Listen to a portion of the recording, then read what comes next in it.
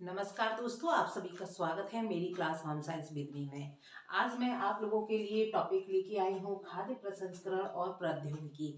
इसके विषय में मैंने और भी वीडियोस बनाई हैं। जो भी स्टूडेंट्स मेरी ये वीडियोस देखना चाहता है तो वो मेरे चैनल को लाइक करे, सब्सक्राइब करे और शेयर करे, तो उसे अन्य मेरी सारी वीडियोस देखने को मिलेंगी। और सारी वीडियोस मेरी गारंटी है कि आपके लिए यूजफुल होगी। चलिए समय अधिक बर्बाद न करते हुए हम अपने मुख्य टॉपिक पे आते हैं। तो आज का मुख्य टॉपिक क्या है? संसाधन के आधार पर संसाधन के आधार पर खाद्य पदार्थों का वर्गीकरण करना। ऐसे जो हमारे खाद्य पदार्थ होते हैं उनका संसाधन के आधार पर वर्गीकरण करना, यानी ऐसे कच्चे पदार्थों को विभिन्न तरीके से संरक्षित करना, उनका प्रौद्योगिकीकरण करना, ताकि लोगों के लिए अधिक पोषक युक्त भोज्य पदार्थ प्राप्त होते रहें। तो इसके बारे में हम जानकारी कर लेते हैं। चलिए देखते हैं क्या है संरक्षित खाद्य पदार्थ। पहला है आपका संरक्षित खाद्य पदार्थ। ऐसे खाद्य पदार्थ जिनमें विभिन्न प्रकार से खाद्य पदार्थों को संरक्षित किया जाता है, जिनकी विभिन्न प्रकार की विधियां होती हैं, जैसे हिमशीतित मटर, आलू। हिमशीतित यानी कि जो भोज्य खाद्य पदार्थ है, हमारे जो भोज्य पदार्थ हैं उनको कोल्ड स्टोर में रखना, यानी हिमशीतीकरण यानी ठंडे स्थान पर रखना। और जैसे कि मटर है, आलू है, इनको हिमशीतीकरण करके संरक्षित कर लिया जाता है। निर्जलित सब्जियां, जिसकी जो सब्जियां होती हैं उनको धूप में सुखाकर और उनकी नमी को पूर्ण रूप से समाप्त करके उनको निर्जलित रूप से संरक्षित कर लिया जाता है। डिब्बा बंद फल, ऐसे फल जो कि हर मौसम में प्राप्त नहीं होते हैं, तो उनको प्रत्येक मौसम में हम प्राप्त कर सकें, तो उनको डिब्बा बंद फल हम संरक्षित कर लेते हैं। तो आप लोगों को संरक्षित खाद्य पदार्थ समझ में आ गया होगा। तो आगे देखते हैं विनिर्मित खाद्य पदार्थ। विनिर्मित खाद्य पदार्थ ऐसे खाद्य पदार्थ जिनका हम कच्चे पदार्थों से, जो कच्चे हमारे खाद्य पदार्थ होते हैं उनको प्रोसेसिंग करके हम नया पदार्थ प्राप्त कर लेते हैं, जैसे कि नमक, शक्कर, तेल, रासायनिक संरक्षकों का उपयोग किया जाता है। इसके उदाहरण हैं अचार है, शरबत है, जैम है, मुरब्बा है, पापड़ है आदि। यानी ऐसे खाद्य पदार्थ जो अपनी जो कच्चे खाद्य पदार्थ की मूल उनकी प्रवृत्ति होती है वो समाप्त हो जाती है और एक नई गुणों के साथ आपको एक नया पदार्थ प्राप्त होता है। चलिए नेक्स्ट देखते हैं खाद्य व्युत्पन्न।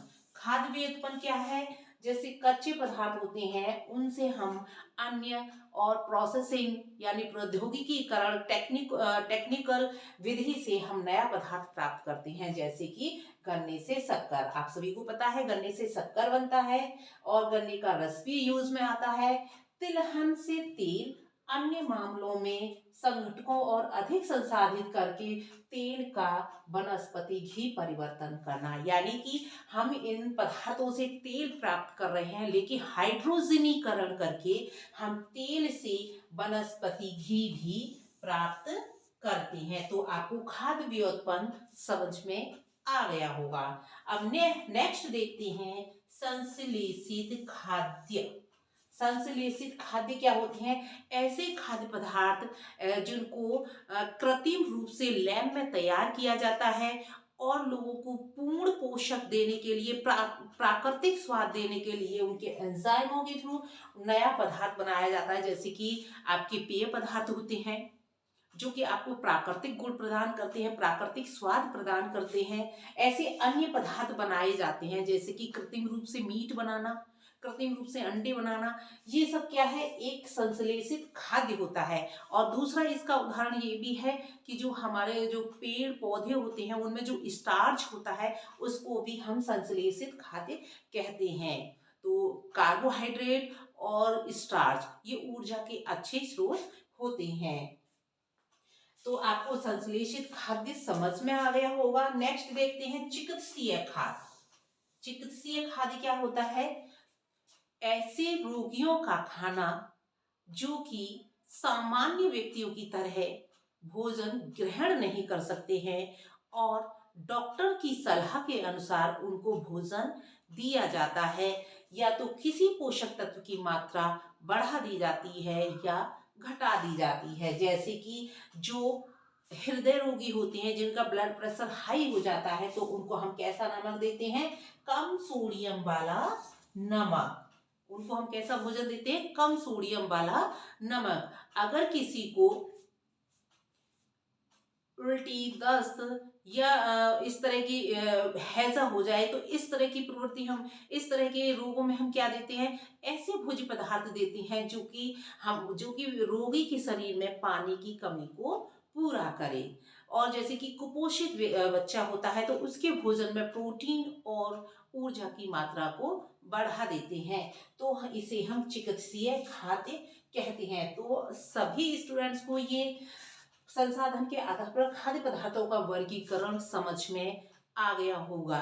तो ये वीडियोस आप लोगों को बहुत ज़्यादा हेल्पफुल होने वाली है, और ये इससे संबंधित आपके कई प्रकार के क्वेश्चन यूपी बोर्ड में एग्जाम में आते हैं, और एग्जाम का एक एक अंक आपके लिए बहुत ज़्यादा इम्पोर्टेंट और महत्वपूर्ण होता है, क्योंकि एक एक अंक से ही आपका स्कोर बढ़ता और घटता है। तो आप लोगों को, अगर आप लोगों को ये वीडियो ज़रा भी अच्छी लगी हो, तो इसे लाइक करें, सब्सक्राइब करें और शेयर करें। धन्यवाद।